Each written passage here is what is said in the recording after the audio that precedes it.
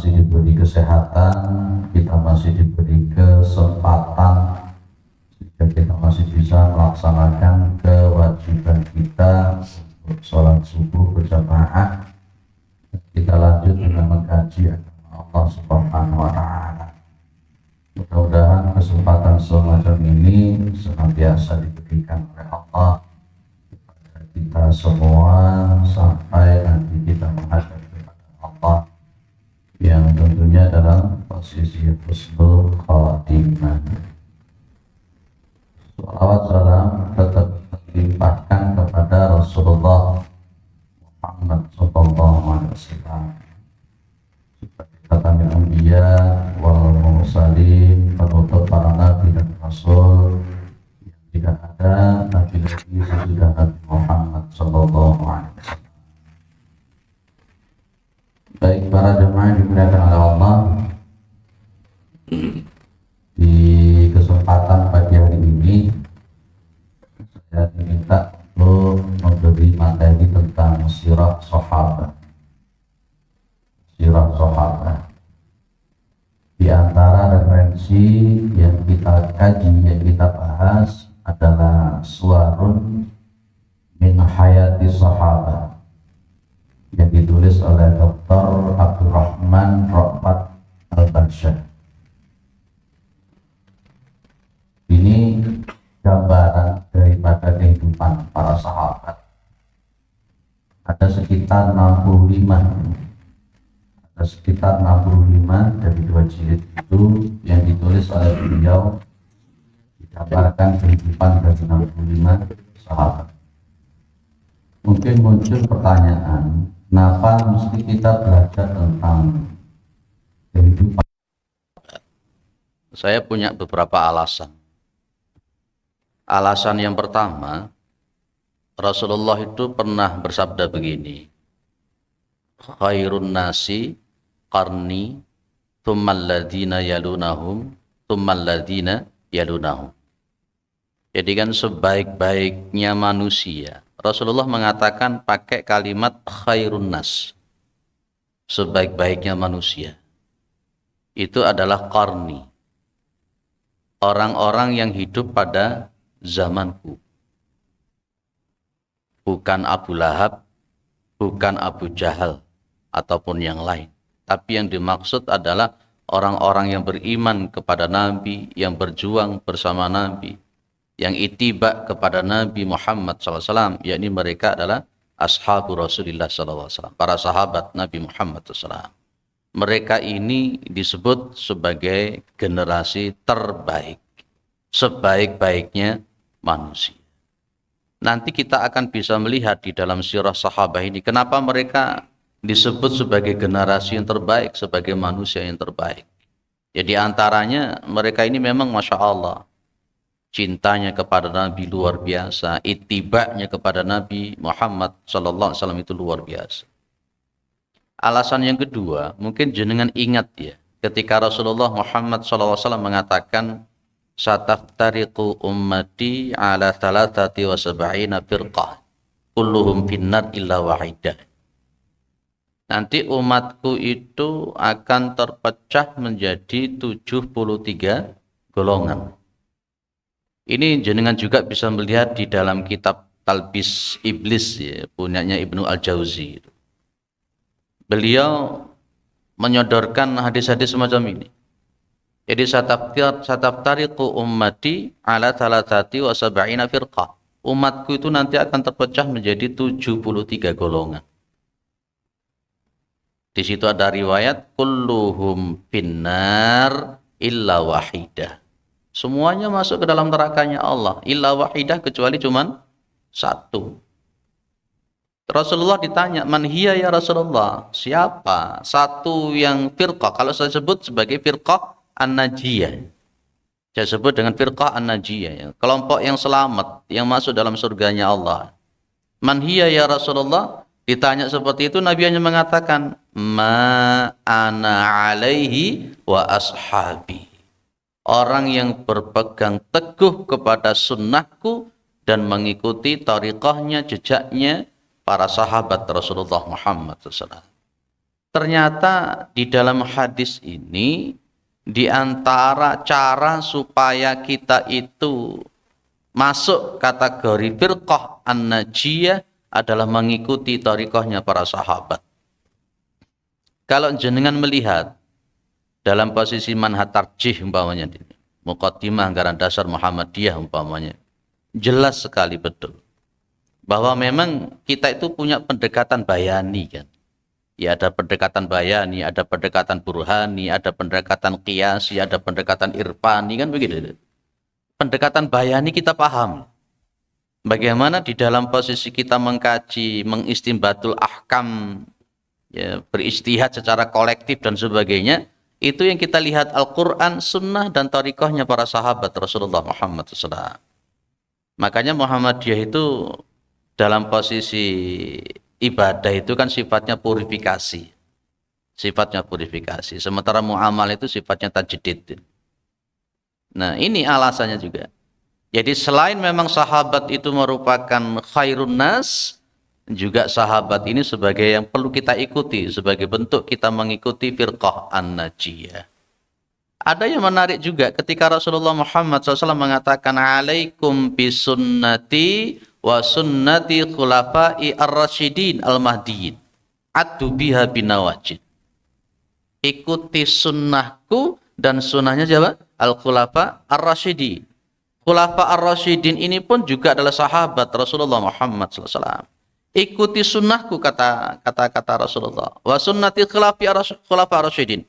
Dan sunnahnya para khulafa ar-rasyidin. Siapa? Abu Bakar, Umar, Utsman, dan Ali.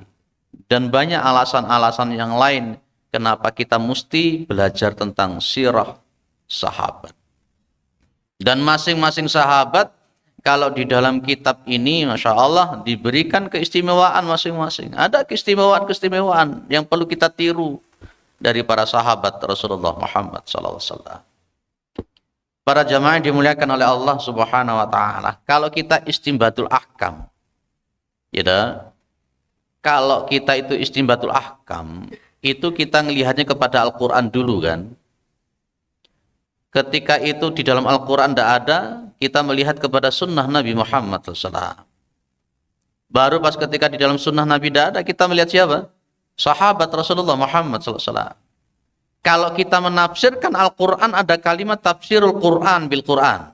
Menafsirkan ayat-ayat Al-Quran dengan ayat-ayat Al-Quran. Kalau tidak ada bagaimana? Tafsirul Quran bi sunnati Rasulullah SAW. Menafsirkan Al-Quran dengan sunnahnya Nabi Muhammad SAW. Kalau umpamanya tidak ada bagaimana? Tafsirul Quran bi qauli atau bi aqwali sahabah Rasulullah SAW. Menafsirkan Al-Quran dengan qaul-qaul daripada sahabat Rasulullah Muhammad SAW, terutama sahabat-sahabat yang betul-betul disebut dan didoakan oleh Rasulullah seperti Ibnu Abbas radhiyallahu anhu. Baik, itu diantara muqaddimah yang saya sampaikan berkenaan kenapa kita mesti harus membahas tentang kehidupan para sahabat Rasulullah SAW. Jangan mengikuti jejak langkahnya Syiah Rafidhah. Syiah Rafidhah itu mereka ini tidak akan pernah menerima hadis-hadis, riwayat-riwayat dari sahabat-sahabat yang kita cintai ini, terutama dari Abu Hurairah radhiyallahu anhu. Kita jangan seperti orang-orang Syiah. Kaidah di dalam periwayatan hadis itu adalah kullu sahabati udulun. Setiap daripada sahabat itu apa? Udulun. Udul, mereka itu adalah orang-orang yang adil. Jangan mentahdir para sahabat Rasulullah SAW. Jangan mengikuti jejak-jejaknya Khawarij yang mereka mengkafirkan para sahabat-sahabat Rasulullah, di antaranya sahabat Ansar, sahabat Muhajirin. Kita ini cinta kepada para sahabat.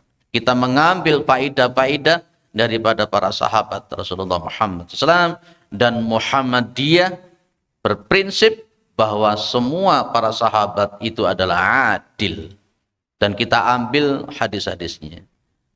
Di antara orang-orang liberal, di antara orang-orang Syiah dan sebagainya itu memproteskan. Contoh nanti yang akan kita bahas itu kan seperti Abu Hurairah radhiyallahu anhu. Mereka itu mencaci maki Abu Hurairah. mereka itu meragukan hadisnya Abu Hurairah. Mereka mengatakan bahwa Abu Hurairah itu masuk Islamnya belakangan, tapi kok hadis-hadisnya riwayatnya banyak sekali. Banyak sekali, bahkan melebihi Anas bin Malik. Padahal Anas bin Malik itu 10 tahun bersama Rasulullah menjadi pembantu pelayannya Rasulullah Muhammad SAW. Dan ternyata memang nanti kita bisa melihat di dalam sebuah kitab. Kitabnya itu namanya Ahkamul Janaiz wa Bid'ah, punyanya Nasiruddin Albani. Itu kitab yang luar biasa yang membahas tentang masalah perawatan jenazah berkenaan dengan sunnah-sunnah Nabi Muhammad SAW, dan dikaji tentang sahih dhaifnya, tentang sanadnya, matannya, tentang masalah itu. Di situ itu ada pengakuan daripada Ibnu Umar terhadap Abu Hurairah radhiyallahu anhu. Jangan buka nanti di sana tentang masalah ngelayat, apakah cuma nyolatin saja ataukah sampai kepada kuburan itu. Suatu saat itu Ibnu Umar itu kalau dia ini habis nyelawat, habis nyolati, dia pulang. Habis nyolati, dia pulang. Pas ketika ketemu dengan Abu Hurairah radhiyallahu an, Abu Hurairah radhiyallahu an memberikan tahu bahwa yang afdal, yang benar 2 qirat itu adalah mengikuti sampai ke pemakaman. Ibnu Umar ini sempat bertanya-tanya, apakah memang ini benar hadis dari Rasulullah Muhammad SAW? Kemudian Ibnu Umar itu kemudian memberikan utusan kepada Aisyah radhiyallahu anha. Apakah yang disampaikan oleh Abu Hurairah radhiyallahu anhu itu benar? Dan ternyata setelah utusan itu datang, maka utusan ini menyatakan bahwa Aisyah membenarkan apa yang dikatakan oleh Abu Hurairah radhiyallahu anhu. Akhirnya Ibnu Umar menemui Abu Hurairah, dan Abu Hurairah mengatakan, saya ini tidak seperti sahabat-sahabat yang lain. Kalau sahabat-sahabat yang lain pergi ke pasar, jualan, muamalah dan sebagainya, saya ini hanya di serambi masjid. Makanan saya pun juga hanya dari sedekahnya dari Rasulullah Muhammad SAW, yang kita sebut dengan ahlus suffah. Sehari-harinya Abu Hurairah setiap hari selalu di situ dan mengikuti Rasulullah SAW kemana pergi, dan apapun yang datang dari Rasulullah dicatat, direkam.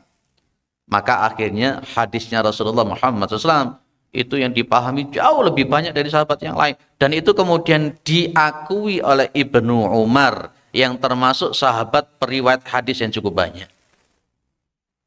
Yang kita kenal kan sahabat yang meriwayatkan hadis yang cukup banyak siapa? Abu Hurairah, kemudian Anas bin Malik, kemudian Ibnu Umar. Ini yang diantara para sahabat yang terbanyak. Baik, itu diantara alasan-alasan kenapa kita belajar sirah sahabat. Ngajinya berarti ngaji cerita kan gitu ya. Biasanya kalau ngaji cerita itu menina-bobokkan. Ya betul ya Pak. Ngaji cerita itu biasanya menina-bobokkan. Diceritani gitu. Apalagi kalau pas ketika cerita itu munyer-munyer gak selesai-selesai, lebih cenderung membuat pendengarnya jadi tertidur. Apalagi pada subuh semacam ini. Ya, maka ayo kita kuatkan niat kita. Memang kita datang ke sini adalah untuk mengkaji orang-orang terbaik yang dikatakan oleh Rasulullah Muhammad SAW. Baik, untuk sementara saya ngajinya itu manual ya, tidak pakai slide. Biasanya saya kalau ngaji mesti saya pakai slide. Jadi dari kitab itu saya ambil, kemudian saya taruh di PowerPoint. Ya, saya jadi teringat kata-katanya Rocky Gerung. Kalau orang itu, Rocky Gerung loh, bukan saya itu. Kalau orang itu ngajinya pakai PowerPoint itu biasanya orang yang tidak punya power dan tidak punya poin, katanya beliau itu. Jadi biasanya kalau pakai PowerPoint, biasanya dari kitab itu saya foto, di scan, kemudian kita taruh di PowerPoint. Biasanya begitu. Tapi untuk pertemuan pertama ini kita langsung saja manual. Nanti referensi yang bisa jenengan buka di rumah, dipelajari, itu kitabnya namanya Suwarun min Hayati Sahabah. Gambaran dari kehidupan para sahabat, tulisan daripada Dr. Abdurrahman Ra'fat Basha. Dan nanti beliau ini pun juga menulis tentang Suwarun min Hayatil Tabi'in. Ini beliau juga akan menulis seperti itu juga nanti. 65. Kira-kira katamnya kapan, Pak Yai? Kapan katanya? Saya ngisi tafsir juz amma di Sulfat, Rahmat Sulfat itu sampai hari ini tidak katam-katam. Baru sampai Mutafifin nggak selesai-selesai. 8 tahun lebih. Ya, memakai kitab punyanya Syekh Al-Utsaimin. Syekh Al-Utsaimin. Nggak selesai-selesai. Ya karena penafsiran secara lafdiyah. Penafsiran secara lafdiyah dan kemudian dikomparasikan dengan kitab-kitab tafsir yang lain. Baik, ini 65 sahabat. Saya nanti membahasnya tidak cerita tok gitu. Nanti akan saya ambil di antaranya sabda-sabdanya Nabi, nasihat-nasihat Nabi kepada sahabat tersebut dan keistimewaan-keistimewaan beliau itu supaya kita tidak bosan nanti. Supaya kita tidak bosan. Baik. Di dalam kitab ini yang terbahas pertama kali adalah Anas bin Malik Al-Ansari. Dinamakan Al-Ansari karena beliau ini bukan sahabat yang ikut hijrah dari Mekah ke Madinah. Beliau orang Yathrib atau orang Madinah. Beliau ini sebelum ketemu dengan Nabi Muhammad SAW, ya, pada waktu itu ketika Rasulullah hijrah dari Mekah ke Madinah nyampe ke Yathrib atau sampai ke Madinah, usianya Anas bin Malik itu baru 10 tahun. Baru 10 tahun. Dan ini Anas bin Malik ini nanti ikut sama Nabi kurang lebih 10 tahun. Hidup bersama Nabi. Makanya memang Anas bin Malik itu betul-betul paham tentang rumah tangganya Nabi, tentang bagaimana bersucinya Nabi. Dan setelah Rasulullah Muhammad SAW wafat, ya, Anas bin Malik ini masih diberi usia kurang lebih 83 tahun. Berarti usianya beliau itu adalah sekitar 103 tahun. Dia ini oleh Rasulullah memang didoakan. Di antara doanya Nabi kepada Anas bin Malik adalah Allahumma rzuqhu malan wa waladan. Loh, ini Nabi sing doakno ya luar biasa itu. Doanya Nabi Muhammad matur nuwun. Doanya Nabi Muhammad sallallahu alaihi wasallam kepada Anas bin Malik itu apa? Allahumma rzuqhu malan wa waladan wa barik lahu. Artinya Allahumma rzuqhu, wahai Allah beri rezeki sama Anas bin Malik. Diberi rezeki apa? Malan, harta, wa waladan, dan anak. Jadi Anas bin Malik itu nanti menjadi orang yang hartanya banyaknya luar biasa. Kalau dihitung anak dan cucunya itu lebih dari 100 orang. Yaitu doanya Nabi dikabulkan oleh Allah Subhanahu wa taala. Tapi nanti konteksnya kemudian justru itulah yang memberikan hikmah. 100 tahun itu, 80 tahun setelah Nabi wafat, maka beliau menemui masanya Abu Bakar As-Siddiq. Menemui masanya Umar bin Khattab. Menemui masanya Utsman bin Affan. Menemui masanya Ali bin Abi Thalib. Maka di dalam sebuah riwayat itu Anas bin Malik itu sempat ngomong begini. Sholaitu khalfa Abi Bakrin wa Umar wa Utsman. Ya, yabtadi'una bilhamdillahi rabbil alamin. Ini dalil yang dipakai oleh Muhammadiyah. Saya ini sholat di belakangnya Nabi. Sholaitu khalfan Nabi. Saya sholat di belakang Nabi. Wa Abi Bakir. Maksudnya wa Abi Bakrin itu artinya nanti setelah Rasulullah wafat, beliau itu sholat pernah berjamaah di belakang Abu Bakar As-Siddiq. Ketika Abu Bakar As-Siddiq wafat, beliau mengatakan wa khalfa Umar bin Khattab dan seterusnya. Beliau mengatakan ya batadiuna bilhamdillahi rabbil alamin. Jadi Nabi, Abu Bakar, Umar, Utsman, itu pas ketika ngimami langsung alhamdulillahi rabbil alamin. Hadis yang sahih. Lupa apakah ini tidak bertentangan dengan riwayatnya Abu Hurairah? Tidak. Di himpunan putusan tarjih pun riwayatnya Abu Hurairah ditaruh ketika Abu Hurairah ngimami kemudian membaca bismillah jahar itu. Tidak ada pertentangan, tidak ada pertentangan. Maka konteksnya kayak dipakai oleh Muhammadiyah, kaidahnya itu al-jam'u bainal adillati ma amkana fahuwa wajibun. Mengumpulkan dalil-dalil sekali mampu itu dia itu hukumnya wajib. Maka ghalibnya Anas bin Malik menyebut bahwa basmalah itu disiru. Nah, usia yang 103 tahun yang didoakan oleh Rasulullah Muhammad SAW dan akhirnya kemudian para jamaah dimuliakan oleh Allah Subhanahu wa taala, sepeninggal Rasulullah Muhammad SAW, maka para sahabat-sahabat, terutama para sahabat-sahabat yang junior, mereka itu seringkali bertanya kepada siapa? Anas bin Malik. Beliau itu orang yang luar biasa, Pak. Beliau ini orang luar biasa. Beliau ini adalah orang yang harisan ala mutaba'atihi fi af'alihi wa aqwalihi yuhibbu ma ahabba wa yakrahu ma kariha. Itu Anas bin Malik. Ini yang perlu kita tiru ini di antaranya itu. Anas bin Malik itu harisan ya ala mutaba'atihi. Kata-kata harisan atau harisin. Kalau harisun kan nasab ya mahal nasab. Maka yang namanya Anas bin Malik ini seorang sahabat yang betul-betul punya usaha yang sangat-sangat kenceng dalam masalah apa? Ala mutaba'atihi.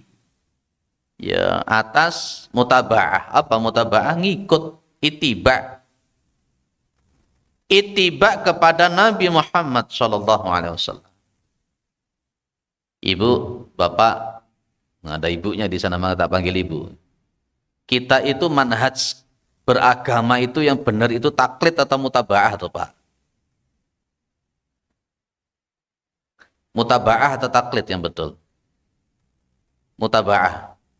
Kenapa sih Pak Kiai Haji Ahmad Dahlan itu menyebut organisasi kita dengan Muhammadiyah? Saya berani mengatakan di mana-mana bahwa kullu muslimin Muhammadiyatun. Apa artinya? Kullu muslimin Muhammadiyatun. Setiap orang Islam itu Muhammadiyah. Karena memang posisinya manhaj beragama yang benar itu adalah ittiba'u ilan Nabi Muhammad sallallahu alaihi wasallam. Dan itu yang ditunjukkan oleh Anas bin Malik. Kita ini mutaba'ah ataukah kita itu taklid?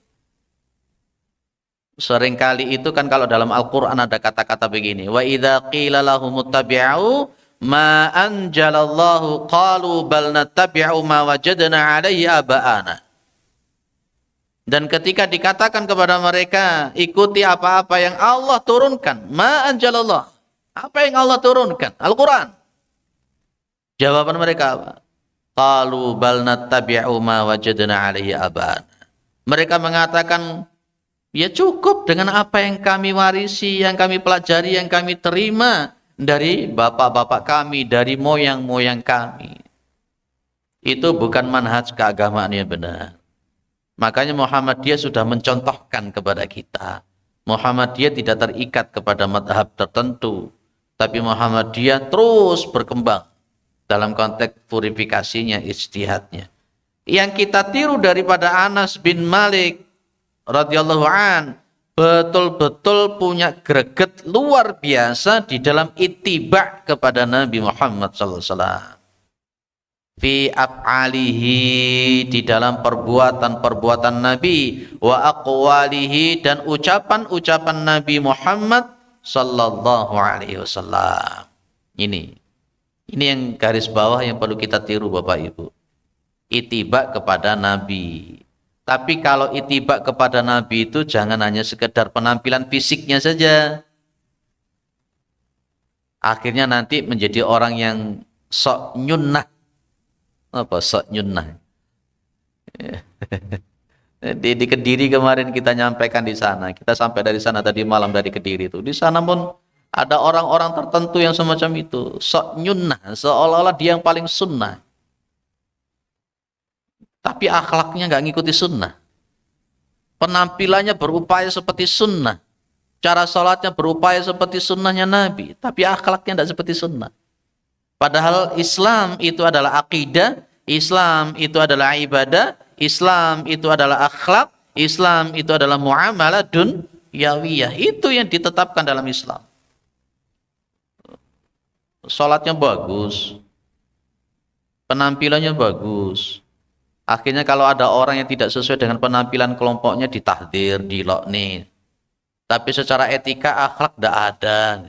Itu bukan dalam konteks aqwa af'alihi wa aqwalihi. Terus apa lagi Anas bin Malik itu yuhibbu ma ahabba wa yakrahu ma kariha. Anas bin Malik itu menyukai, mencintai apa yang Rasulullah sukai, dan Anas bin Malik itu membenci apa yang Rasulullah Muhammad sallallahu alaihi wasallam benci. Wah, ini maka dalam Al-Qur'an ada kalimat wa ma atakumur rasulu fakhuduhu wa ma nahakum anhu fantahu. Apa yang dibawa oleh Nabi ambil, dan apa yang dilarang oleh Nabi tinggalkan. Sebenarnya kalau mau dikembangkan itu bagus, Pak. Tapi kadangkala ngucik-ngucik masalah ikhtilaf di kalangan masalah umat. Kemarin di Kediri saya tanya sama jamaah, Anda jenengan semuanya itu mengikuti kebiasaan-kebiasaan yang di masyarakat, ya toh, ataukah mengikuti sunnahnya Nabi Muhammad SAW? Kalau mengikuti sunnahnya Nabi Muhammad SAW, berarti siap-siap untuk kuping itu panas. Siap-siap kuping itu panas. Tapi kalau kita mengikuti kebiasaan-kebiasaan di masyarakat yang keluar dari kaidah-kaidah yang ditetapkan oleh syariat Islam, ya sudah, akhirnya hilang itu akidah. Maka Rasulullah menyebut kalqabid alal jamr, seperti memegang bara api. Saya guyoni. Kita ini jadi Musa atau kita itu jadi Munu? Musa, kalau Musa itu apa? Musa itu banyak orang mengatakan, Ustadz ada Musa ya. Musa itu apa? Saya bilang, Musa itu Muhammadiyah Salafi. Muhammadiyah sing mambu-mambu Salafi. Kalau Munu apa? Saya bilang, Munu itu ya Muhammadiyah NU. Ya Muhammadiyah sih tetap mambu-mambu NU. Makanya saya bilang kepada Pak Yaizan kemarin seketika ditelepon, kira-kira PDM terima ndak saya di sini?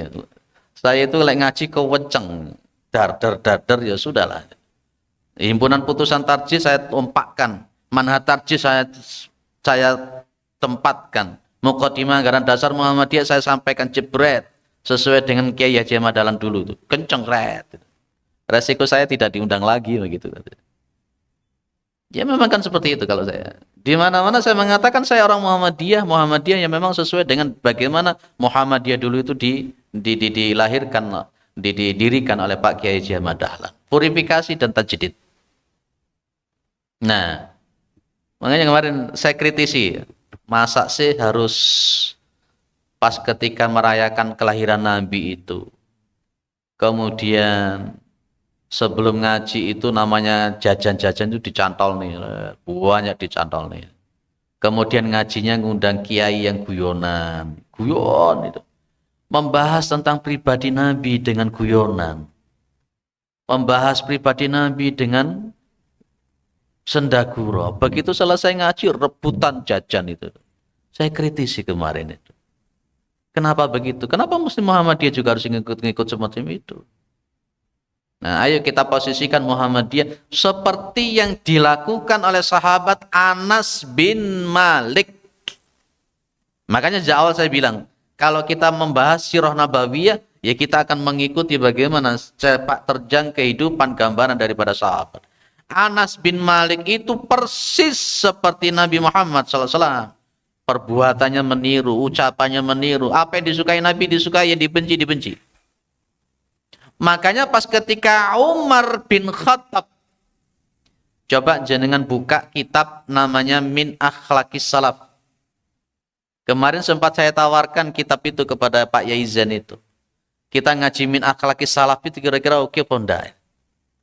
Kitab Min Akhlaqis Salaf itu kitab yang membahas tentang generasi terdahulu salaf, terutama para sahabat, bagaimana konteksnya perilaku mereka di dalam masalah fikih dan lain-lain. Umar bin Khattab itu akan melakukan sesuatu kan. Para sahabat yang lain, terutama Anas bin Malik mengatakan, Inna Rasulullah sallallahu alaihi wasallam lam yaf'alhu wa Rasulullah wa kana Rasulullah sallallahu lam ya'murhu.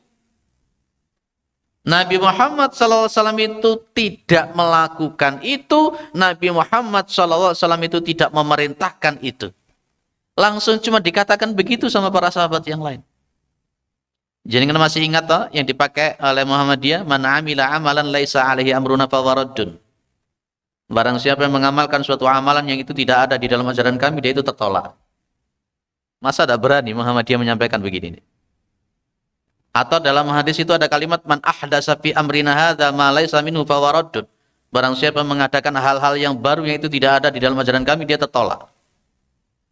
Ketika Umar bin Khattab akan melakukan sesuatu, ya, yang itu tidak diperintah Nabi, tidak diajarkan Nabi, para sahabat langsung mengingatkan, Umar, inna Rasulullah SAW lam ya'murhu, inna Rasulullah SAW la yaf'aluhu. Sesungguhnya Nabi Muhammad tidak memerintahkan itu, Nabi Muhammad SAW tidak melakukan itu. Begitu diingatkan begini, apa yang dilakukan Umar? Apa ngeyel? Enggak, berhenti total, enggak melakukan itu lagi. Inilah ittiba kepada Muhammad yang sesungguhnya. Dan itulah yang poin penting yang kita ambil dari siapa? Anas bin Malik Al-Ansari. Para jamaah dimuliakan oleh Allah Subhanahu wa taala. Saya sampaikan sedikit wejangan Nabi kepada beliau. Setelah itu kita diskusi kalau ada, kalau tidak ada ya ditutup.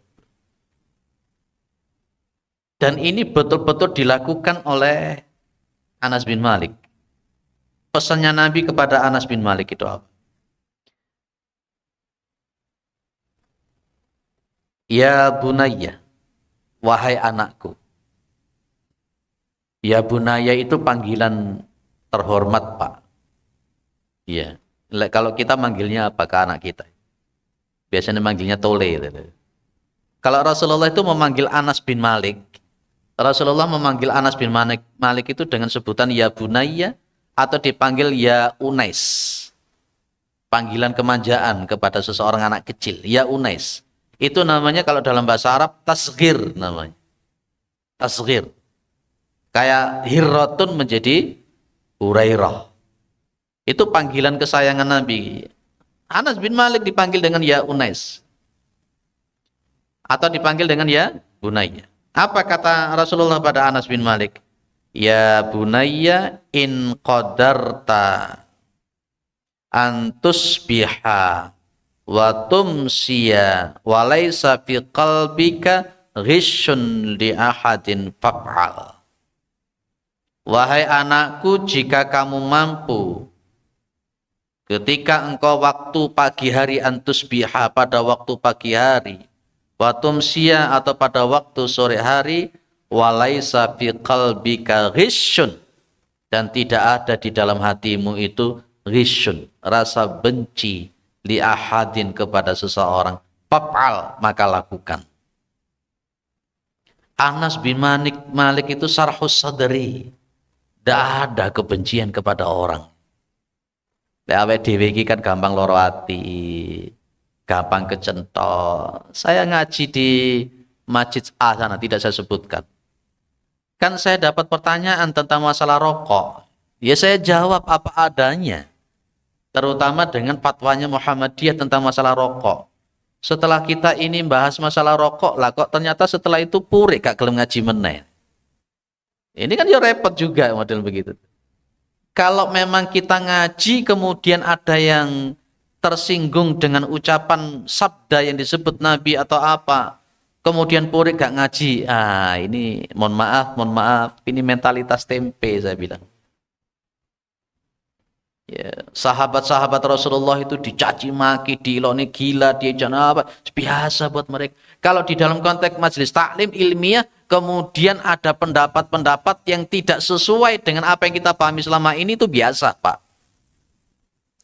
Makanya kemarin saya bilang, di Kediri kemarin saya bilang, orang itu merubah keyakinannya dia selama ini setelah dia itu mengerti kebenaran yang sejati, dia berubah kemudian meninggalkan keyakinannya dia yang sebelumnya, itu orang yang luar biasa dan itu berat.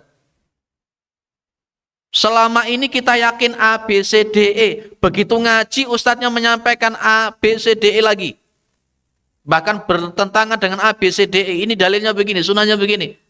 Itu biasa. Dan kalau orang itu kemudian hijrah kembali mengambil kepada yang lebih benar, itu berat dan itu orang yang luar biasa.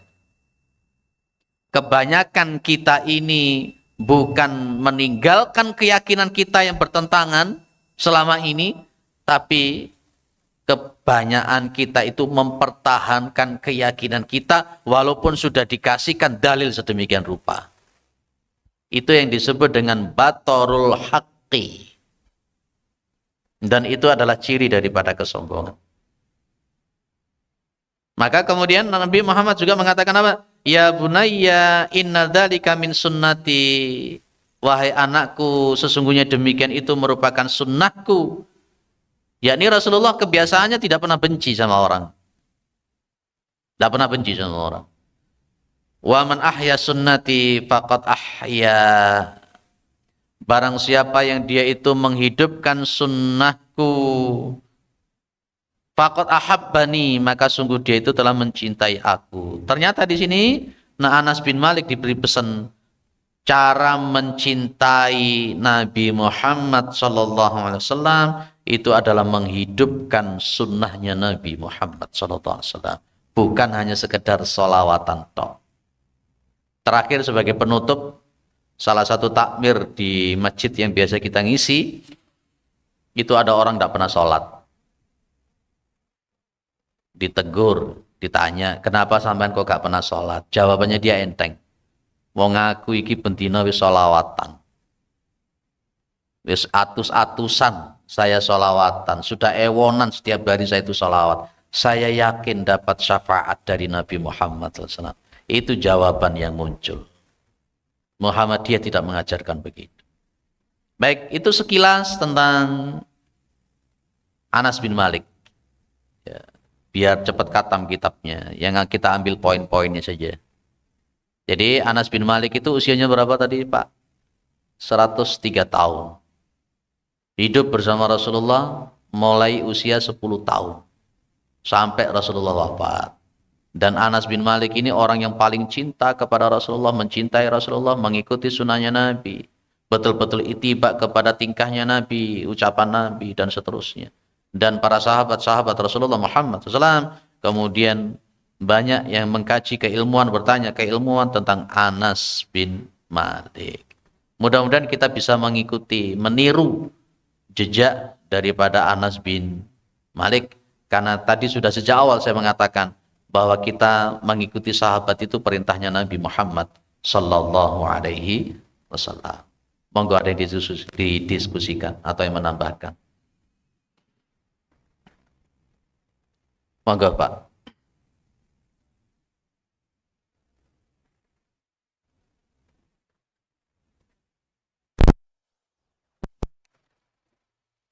Dan yang sembahyang tentunya ada 20% dan itu yang dibaca. Kalau sembahyang tidak baca dan hati-hatinya, nah sama dengan pendapat tertinggi itu masuk. Nah, gimana? Saya pernah tanya sama kepala SMP atau di SMP. SMP itu sebenarnya diajarkan hati sembahyang. Bahkan Kartini ini itu pernah tulis ya berapa hati-hati setelah besar tanpa baru akhirnya. Nah, sejak dari dulu Apa yang salah di sekedar belajar itu? Baik, kita mengikuti apa yang diajarkan oleh Rasulullah Muhammad SAW. Sebenarnya kalau kita masalah sholat itu tidak hanya sekedar paham. Kalau kita onceng, kita kupas itu seharusnya sholat itu memenuhi 6 komponen. Seharusnya gitu ya.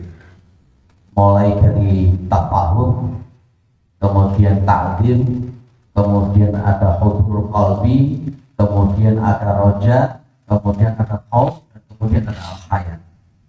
Ini sebenarnya komponen sholat itu.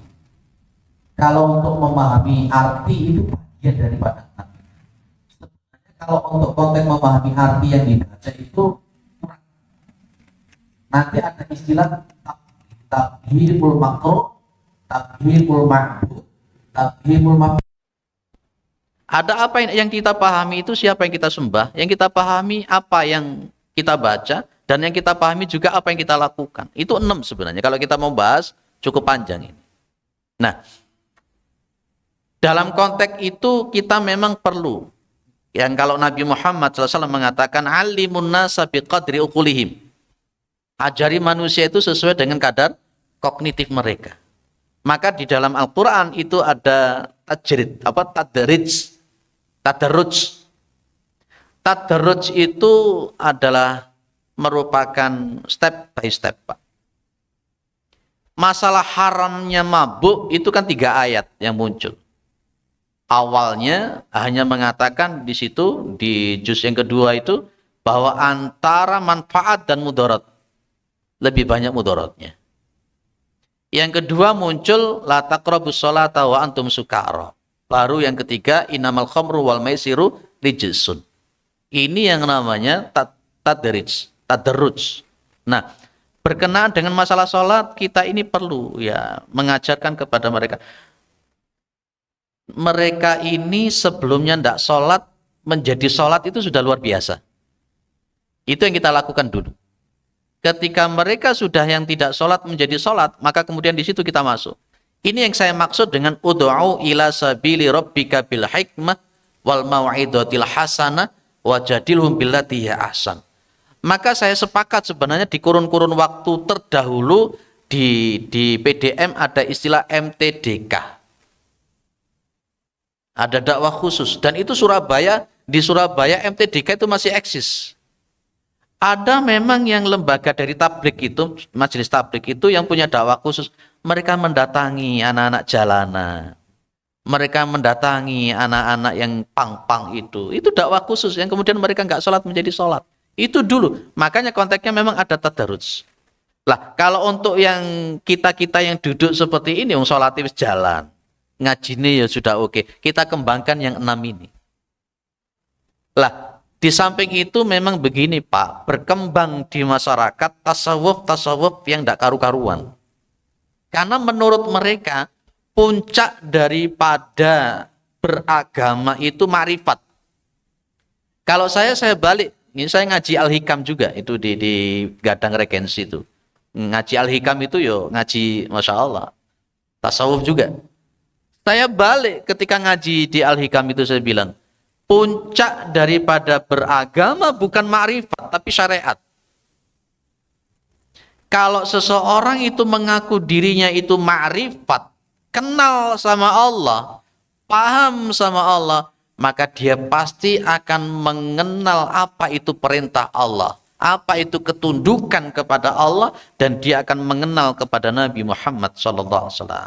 Sehingga saya bilang sama jamaah di Gadang Regensi itu, patokan bertasawuf itu Nabi. Orang yang paling ma'rifat adalah Nabi. Orang yang paling berhakikat adalah Nabi. Tapi Nabi Muhammad SAW itu sholat sampai kaki beliau bengkak. Dalam 1 rakaat beliau, dalam riwayat Hudzaifah ibnu al-Yamani, beliau sanggup sholat menghabiskan Al-Baqarah, An-Nisa, Ali Imran dalam 1 rakaat. Jenengan buka nanti di kitab Riyadhus Shalihin. Saya yakin Pak Yai Haris sudah nyampaikan di sini tentang Riyadhus Shalihin itu. Itu ya. Jadi Memang, mohon maaf, kadangkala memang ada salah pembelajaran. Saya 21 tahun jadi guru itu mengamati betul. Kalau di tempat saya, sholat itu nomor satu. Kalau umpamanya sebelum duhur, anak-anak sudah kita oper-oper untuk masjid, sholat. Setengah 7 sudah harus masuk ke masjid untuk sholat duha. Jam 7 kurang seperempat sampai setengah 8, ngaji setengah sampai setengah 8, ngaji hafalan dan sebagainya. Dan kemudian kita dirikan MBS di situ, pondok di situ. Itu kalau untuk Muhammadiyah seperti itu. Ya, jadi memang ada liberalisme memang, Pak. Ada sekulerisme. Dan saya yakin, makanya saya sering kali bertanya sama jamaah-jamaah yang lain, kita ini sebenarnya dalam posisi perang atau enggak sih kita ini? Karena Rasulullah Muhammad SAW pernah mengatakan, yushiku bikumul umam antada'a alaikum kama tada'a ala qalata ila qas'atiyah. Hampir semua umat itu akan menyerang gitu. Dan kita dikondisikan, ini dikatakan oleh Rasulullah, kita itu seperti makanan yang di qas'ah, di piring yang gede itu. Kayak rebutan, dikuyok-kuyok dan sebagainya. Sampai para sahabat mengatakan, wa min qillati nahnu yauma idzin ya Rasulullah. Apakah jumlah kami itu cuma sedikit ya Nabi?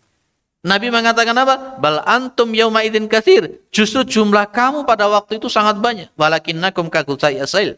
Tapi jumlah kalian itu seperti buih yang ada di sungai, di lautan itu.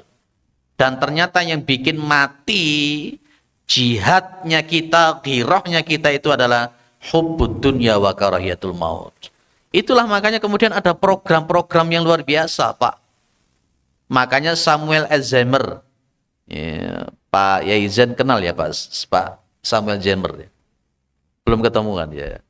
Samuel Alzheimer itu seorang zending misionaris yang luar biasa.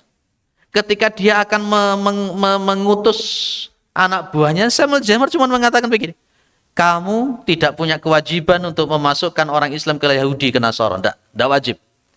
Tapi kewajiban kalian adalah bagaimana menjauhkan orang Islam dari agamanya. Tidak pahamnya orang Islam dengan agamanya. Yaitu, akhirnya kita yang tidak paham dengan agama kita sendiri, kita yang tidak paham dengan syariat kita sendiri, gampang diotak-atik. Tapi ketika ustadznya itu ngisi yang kenceng model begini, wah ini radikal gitu. Melo-melo radikal, ngomong radikal juga. Saya memang radikal dari dulu, Pak. Ramah, terdidik dan berakal gitu aja. Itu ya. Nanti kalau ngaji sama saya saya ngasih materi ya kenceng begini, der gitu ya. Iya, Pak, sepakat apa enggak? Supaya enggak ngantuk jenengan. Saya ngaji subuh ya begitu. Kencengin begitu. Betul? Oh.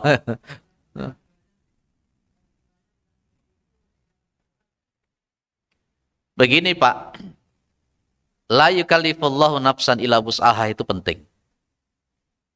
Di situ ada kalimat doa, Rabbana la tu'akhidna in nasina aw akhtana. Rabbana wala tahmil alaina isran kama hamaltahu 'alal ladzina min qablina. Kalau orang itu setiap orang dikatakan bahwa setiap orang yang sholat tak ngerti tidak sah, susah nanti gitu. Tadrij, Pak. Jadi setidak-tidaknya ada tadarruj. Ayo kita gabung. Nanti kita jangan sampai begini. Enggak sah kamu karena enggak ngerti sholat. Enggak akan sholat beneran mereka itu. Maka kita dakwahnya kepada mereka berbeda. Bagaimana ud'u ila sabili rabb. Memang secara konseptual dalam Al-Quran kalimatnya fawailul lil musallin alladzina hum an salatihim sahun. Itu konsep memang. Dan orang itu kalau sholat seharusnya tidak seperti itu. Tapi namanya manusia pun juga perlu ada tadarus. Ada orang ali bengkongnya nggak paham. Al-Fatihah saja tidak hafal. Tiba-tiba kita kemudian nggak sah kamu nggak ngerti bacaan sholat. Wah itu. Makanya Muhammadiyah itu ada istilah dakwah apa namanya itu? Dakwah kultural. Itu Muhammadiyah mengembangkan itu. Makanya tadi dikatakan oleh Nabi, dakwahlah kepada orang sesuai dengan kemampuan kognitif mereka. Kalau saya datang ke pelosok di Kasembon sana itu, mereka jangankan untuk baca Quran yang lancar, ahli bengkong saja mereka tidak paham. Tiba-tiba saya mengatakan, fawailul lil musallin, gak sah sholat kalian. Apa yang terjadi kira-kira? Nah itu jadi itulah. Bedakan antara konsep keagamaan, manhaj keagamaan dalam konsep ketika cara kita mengajak kepada orang. Itu saja. Nanti kapan-kapan kita akan bahas bagaimana sirah nabawiyah mereka para sahabat itu berdakwah di jalan Allah Subhanahu wa taala. Kalau mau kenceng-kencengan, kewenceng. Itu aja. Nggih. Mudah-mudahan bermanfaat. Nggih, Pak.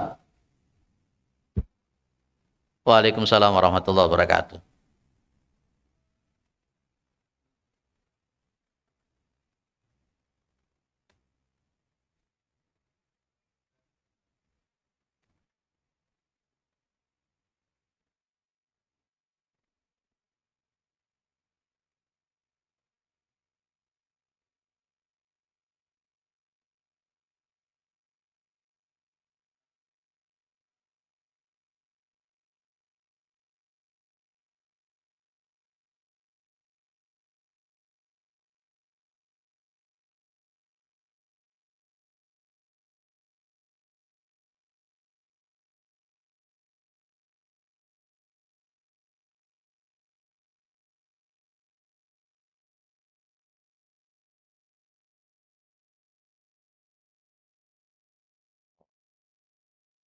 Baik.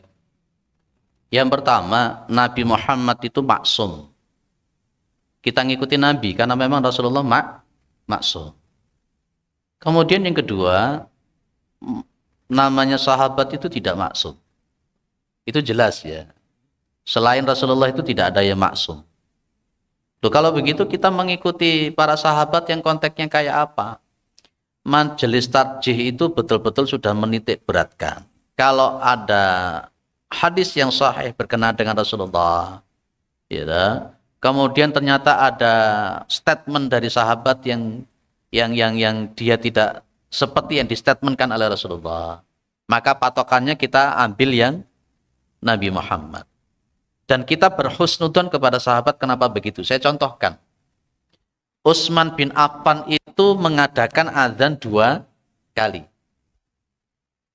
Saya memandangnya Utsman bin Affan mengadakan azan 2 kali dengan penuh husnudzon. Pada masa Rasulullah 1 kali azan Jumat. Pada masa Abu Bakar 1 kali azan Jumat. Pada masa Umar bin Khattab 1 kali azan Jumat. Kenapa Utsman mengadakan 2 kali? Kita husnudzonnya itu berkenaan dengan sabdanya Nabi, alaikum bisunnati wa sunnati khulafai ar-rasyidin. Karena Utsman bin Affan itu termasuk khulafa ar-rasyidin. Dan kenapa Utsman bin Affan itu mengadakan azan 2 kali? Oh, ternyata di situ ada ilatnya. Maka kaidahnya al-hukmu yaduru ma'ilatihi wujudan wa adaman. Utsman bin Affan mengadakan azan 2 kali karena pada waktu itu Jumatannya di satu masjid Nabawi. Sementara semakin banyak orang masuk Islam dan kemudian banyak yang bermuamalah di masjid. Dan untuk memudahkan itu maka diadakan azan yang pertama.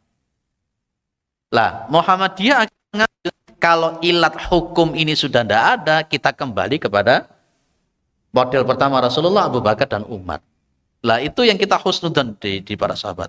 Maka tetap patokan kita Nabi. Tetap patokan kita Nabi. Ketika ada patokan dari sahabat, ada ilat. Contoh lagi. Aisyah radhiyallahu anha mengatakan, kalau kamu mendengar ada orang yang mengatakan Rasulullah pipis sambil berdiri, la tukadzibuhu. La tusaddiquhu, jangan percaya. Itu Ibu Aisyah. Tapi Ibnu Umar itu meriwayatkan pernah melihat 1 kali Rasulullah itu pipis sambil berdiri. Bagaimana cara mengkompromikan? Ini Ibu Aisyah, Rasulullah yang tiap hari sama Rasulullah, yang sebenarnya Ibnu Umar. Maka ini ada ilat hukum. Kenapa seperti itu? Lah di situ oleh majelis tarjih sudah ada pendekatan bayaninya, sudah ditata benar. Nah, makanya kita perlu untuk belajar mana tarjih. Dengan ketua majelis tarjih mungkin nanti akan menyampaikan masalah semacam itu. Itu ya. Tetap Pak, ini sahabat, ini Rasul. Kita dahulukan yang mana? Rasulullah Muhammad SAW. Sementara kalau ada statement dari para sahabat yang bertentangan dengan kaulnya Nabi, itu ada ilat hukum. Contoh lagi, hadis yang mauquf, tarawih 23 rakaat. Umar bin Khattab hadis mauqufnya 23 rakaat. Tetap kita mengambil yang mana? Mengambil yang Rasulullah. Maka Rasulullah SAW yazidu fi Ramadan wala fi ghairihi ala 11 rakaatan. Nabi di bulan Ramadan atau di luar Ramadan tidak pernah menambah dari 11 rakaat. Nah, jadi ada seperti itu grade-nya. Makanya dalam kitab I'lamul Muwaqqi'in, Al-Quran, baru sunnah, baru para sahabat. Itu yang disampaikan di Muhammadiyah itu seperti itu. Tapi tetap kita tidak sahabat itu bertentangan dengan Rasulullah. Pasti, karena saya pahami para sahabat selalu sama Nabi. Dididik sama Nabi. Pasti ada sesuatu kalau dia melakukan ini, pasti ada bimbingan Nabi Muhammad SAW. Walaupun mereka itu tidak maksud. Itu saja. Jadi nanti ada pendekatan ilatul hukmi. Ada pendekatan ilatul hukmi. Dan sahabat inilah yang disebut dengan generasi salaf. Kalau ada kelompok yang lain, kami ngikuti salaf, kita ngikuti salaf. Kalau kita langsung kita ngikuti Nabi Muhammad SAW. Lebih tinggi mana? Salaf sama Nabi. Nabi. Kita Muhammadiyah. Mereka mengaku sebagai itu. Baik. Saya kira cukup ya Pak. Insya Allah nanti kita akan ketemu lagi di sahabat yang kedua. Sahabat yang kedua itu nanti kita akan bahas seseorang pemuda yang begitu luar biasa. Dan sambil kita kembangkan tentang bagaimana sebenarnya Muhammadiyah memahami manhaj keagamaan itu. Nanti kita akan bahas Sa'id bin Amir Al-Jumahi. Seorang sahabat yang luar biasa, yang mu'alaf. Mudah-mudahan bermanfaat. Mudah-mudahan kita ini adalah orang-orang yang husnul khatimah. Dan mohon maaf, andai kata, ada kalimat yang menyakiti, yang menyinggung, dan andai kata ada dalil-dalil yang sekiranya salah, saya mohon maaf yang sebesar-besarnya. Subhanakallahumma wa bihamdika asyhadu an la ilaha illa anta astaghfiruka wa atubu ilaik. Assalamualaikum warahmatullahi wabarakatuh.